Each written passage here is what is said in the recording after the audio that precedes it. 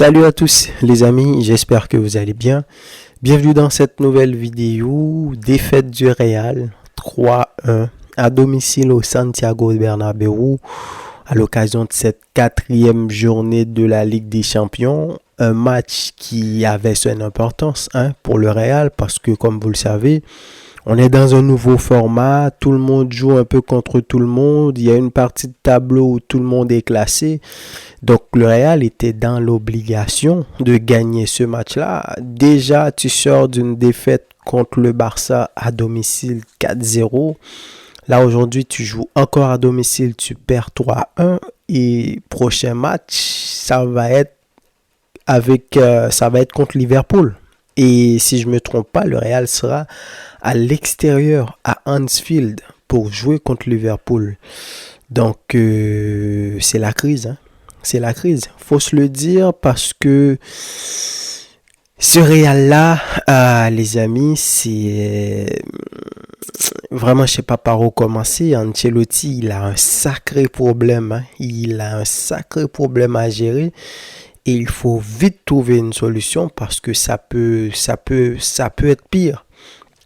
Le Real, ces derniers temps, depuis ces dernières années, on pouvait critiquer le Real parce qu'il ne jouait pas un beau football. Mais ils arrivaient à gagner. Tu avais un Kroos qui déclenchait une passe, tu avais un Benzema qui marquait.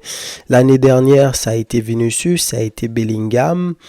Et tu comprenais un peu qu'est-ce qui se passait avec le Real, une équipe qui partait en transition et surtout défensivement, ils étaient très solides. La défense, Rudiger, Nacho, Carvajal, Mendy, tout ça, ils étaient solides en deuxième partie de saison. Mais là aujourd'hui, il n'y a plus ça. Déjà en attaque, Mbappé et Vinicius, aujourd'hui, je pense que c'est l'un des pires matchs que j'ai vu, que j'ai vu du Real cette saison. Parce que, contre le Barça, oui, il n'avait pas marqué, mais on a vu des automatismes. Surtout en première mi-temps, le Real a essayé. Contre Dortmund, même si cette victoire-là, encore une fois, on avait des doutes là-dessus parce que c'est toujours la même chose. Le Real se fait balloter pendant plus de 60 minutes et après ils reviennent. Ils étaient à ça de prendre 3-0 et après ils gagnent 5-2. On se dit, ok, on est habitué. Ils l'ont déjà fait contre City, contre Chelsea, contre les grandes équipes. Donc on est habitué. Mais là, les 3 derniers matchs à domicile du Real, tu as une première mi-temps où tu t'es fait balloter par Dortmund.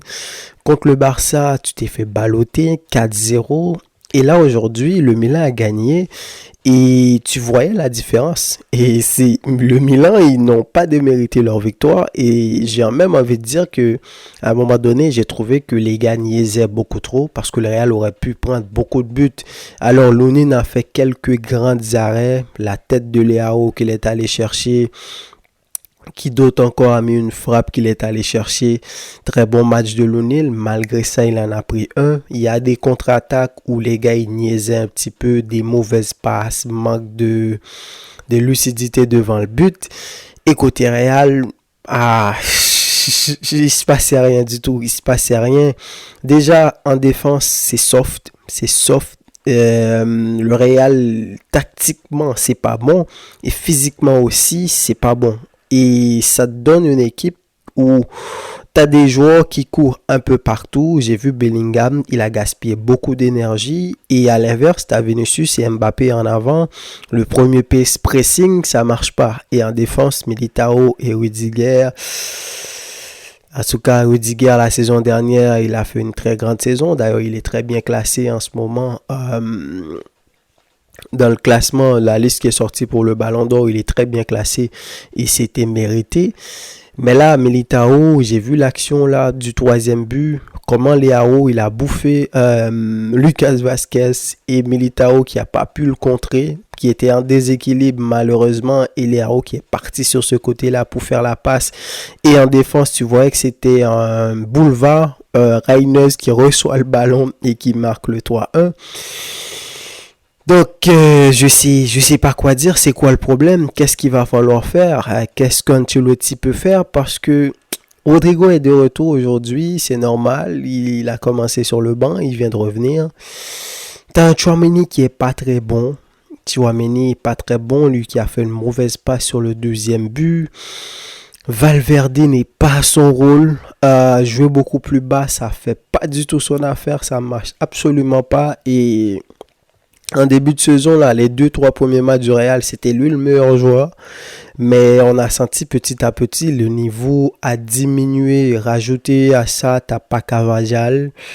On peut parler de Courtois, mais je vais pas trop m'accentuer là-dessus. Courtois, on sait ce qu'il représente, mais Lunin, il a fait un très bon match aujourd'hui. Il a fait un très bon match. Si c'était pas lui, le Real aurait pu en prendre 5. Et donc, on peut pas vraiment lui tomber dessus.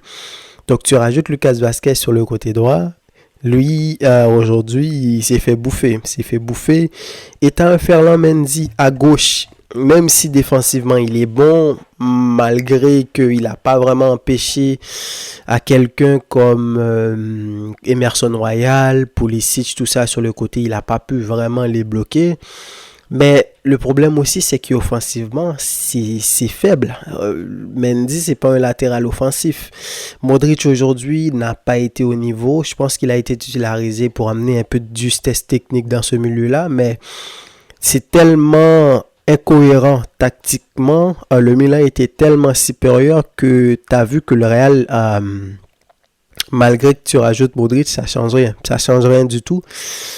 Et oui, comme je le disais, Ancelotti a un sacré problème à gérer dans ce Real-là. Il faut vite qu'il trouve une solution parce que on le sait tous, c'est le Real.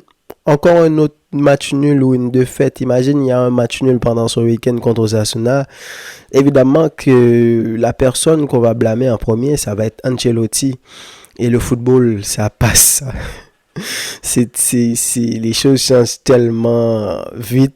Hein, t'as un Real, t'as une équipe qui était excellente l'année dernière, tactiquement, techniquement, et tout allait bien. Et là, tu ramènes Mbappé qui est censé être un renfort. Je sais pas comment l'exprimer. Tu as Mbappé dans ton équipe, donc normalement ça devrait bien se passer. Et tu as perdu Kroos, malheureusement. Et là, on voit que l'équipe est complètement déglinguée. Aujourd'hui, Vinicius, encore une fois, c'est des choses, c'est des images que tout le monde va commencer à publier. On va le critiquer évidemment parce que déjà il n'est pas dans son match. C'est compliqué pour lui. Des petites passes là qu'il a essayé de faire parfois, manque d'inspiration. Il a perdu des ballons bêtement et surtout dans les replis défensifs, ça ne matche pas avec la totalité de l'équipe. Et surtout, les petites fautes bêtement qu'il fait. Et vous avez vu l'image comme moi que il a traité l'arbitre de fou. C'est loco. Et là, il a pris un autre carton jaune bêtement. Et donc voilà.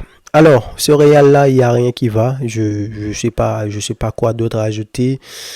Quand tu vois que Ancelotti qui fait sortir Tchouaméni à la mi-temps et Valverde à la mi-temps, ça te prouve c'est exactement ce que c'est. Ça veut dire que l'équipe est en crise. Et qu'en plus, les changements qu'il a fait, ça n'a rien amené. Hein. Lucas Vazquez, comment il s'appelle Brahim Diaz qui est monté, Kamavinga qui est monté, normalement tu es censé densifier, tu es censé augmenter le tempo. Malheureusement, il n'y a rien eu. Milan est resté stoïque, Milan est resté dense. Le coach du Milan n'a pas paniqué, il a gardé ses plans. Et au final, il a marqué un 3e but et ils ont gagné contre le Real. Donc, donnez-moi vos avis dans les commentaires, les amis. Dites-moi qu'est-ce que vous en avez pensé. Et quant à moi, je vous dis à la prochaine pour une nouvelle vidéo. Salut!